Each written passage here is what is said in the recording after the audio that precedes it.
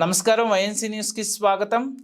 కాకినాడ నగరంలో పలు ప్రధాన రహదారులు శిథిలావస్థకు చేరాయని, ప్యాచ్ వర్కులు చేపట్టకుంటే మరింత పాడయ్యే పరిస్థితి ఏర్పడుతుందని పౌర సంక్షేమ సంఘం పేర్కొంది.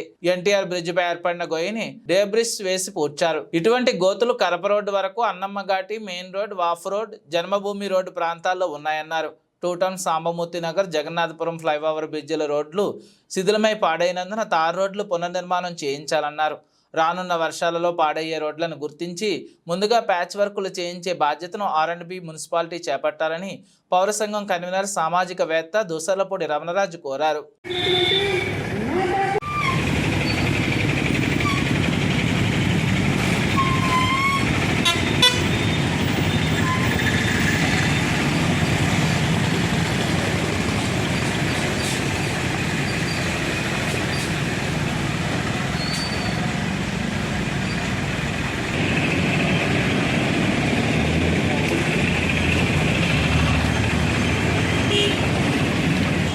కాకినాడ నగరంలో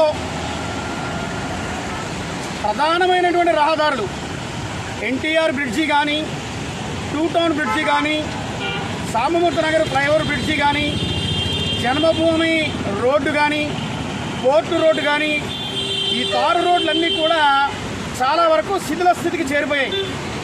ఇప్పుడు చాలా చోట్ల పెద్ద పెద్ద గొయ్యలు పడిపోయాయి. ఈ ఎన్టీఆర్ బ్రిడ్జి నుంచి చూస్తే కరప రోడ్డు దాకా కూడా ఇంచుమించుగా అదే రకమైన పరిస్థితులు ఉన్నాయి. ఈ గోతుల కారణంగా ప్రజలు చాలా ఇబ్బంది పడతా ఉన్నారు.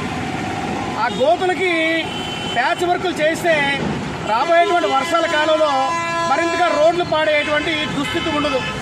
కాబట్టి మరి ప్రత్యేకమైనటువంటి డ్రైవ్ నిర్వహించి ఈ కాకినాడ నగరంలో ఉన్నటువంటి కార్పొరేషన్ రోడ్లు కానీ, అదేవిధంగా ఆర్&బి రోడ్లు కానీ ఎక్కడైతే ఈ యొక్క గొలుసులు పడిపోయి ఉన్నాయో వాటికి ప్యాచ్ వర్కులు చేయించవలసిందిగా, ట్రాఫిక్ ఇబ్బంది లేకుండా చేయించవలసిందిగా, అదేవిధంగా తారు రోడ్ల పునర్నిర్మాణం చేయించవలసిందిగా పౌర సంక్షేమ సంఘం కోరుకుంటోంది.